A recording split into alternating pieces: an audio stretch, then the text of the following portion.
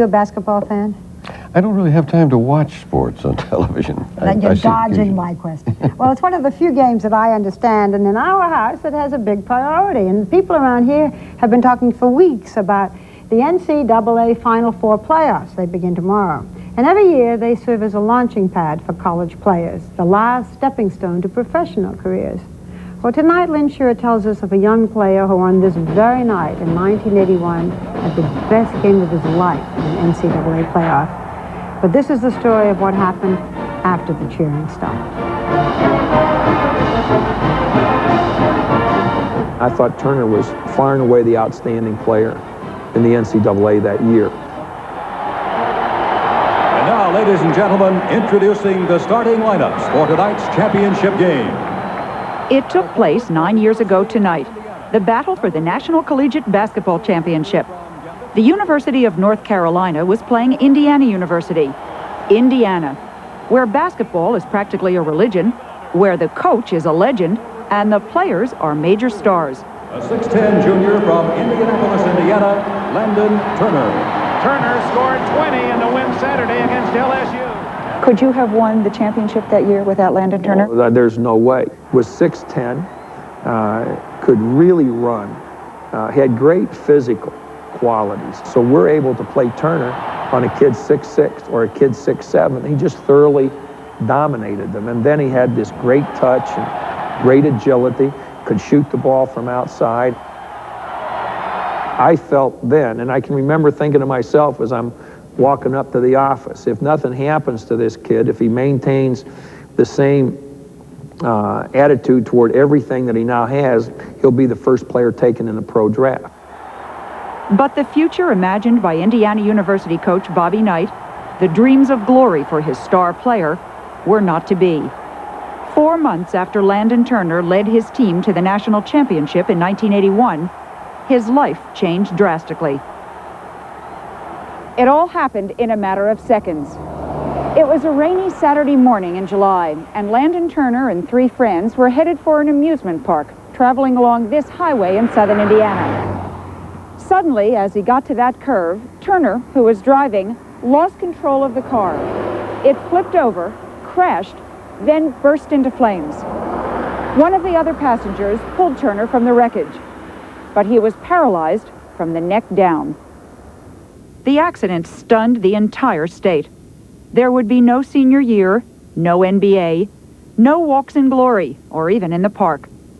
But in one of those twists of fate that defines the word inspiration, the accident gave rise to a very brave young man. And in the process, it forged a most unusual bond between Turner, the player, and Knight, the coach, a relationship that had gotten off to a far rockier start. This is the Bobby Knight most people know, the terrible-tempered coach whose rough dealings led him to throw a chair during one game, to grab a player off the court in another. That reputation nearly kept Turner from attending IU in the first place. I really didn't want to be around that kind of atmosphere of being hollered at all the time. But Turner, a high school All-American, wound up at IU anyway, and thought his preconceptions about Knight had been wrong.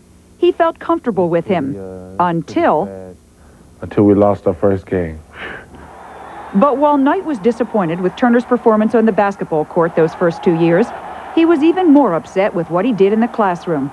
I tried to study, and a young lady called. I shut the books in a second and say, put it to the side, which, I shouldn't have did, but... By the time Turner was a junior, with the team losing too many games by Indiana standards, Coach Knight says he was prepared to kick him off the squad. I remember there was a time when Coach Knight told me that I couldn't help the basketball team. I couldn't help Indiana University. He told me to leave. He told me to transfer. I told him, I said, I wouldn't even dress you tomorrow night, but your mom and dad are coming to the game, and I'll talk to all 3 of you when the game's over. We get maybe with about 10 minutes to go in the game, and again we have a big lead in the game, and I put Landon in. And Landon is no sooner in the game than he makes 2 or 3 glaring errors, almost errors without effort, and I take him out. And as he's walking to the bench to sit down, I say to myself, I'm not going to let him out this easy.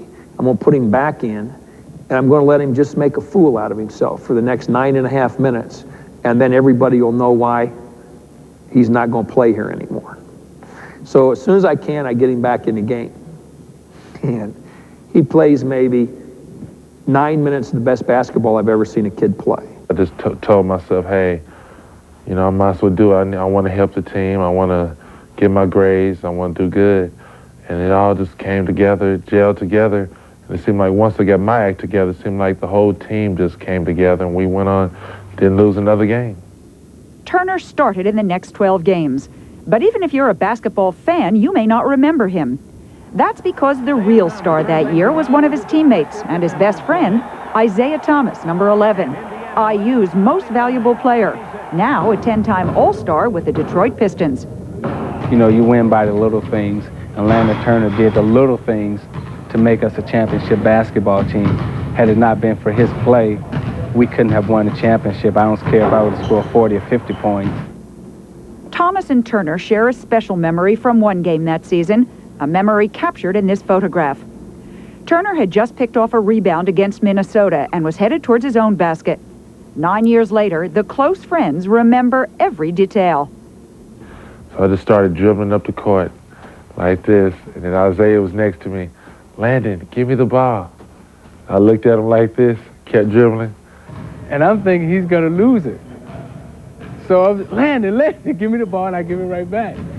And when I got to about half court, he asked again, Landon, give me the ball. And I'm screaming, Landon, right here, give me the ball, give me the ball. And he's like, uh-oh. He went in and he dunked it.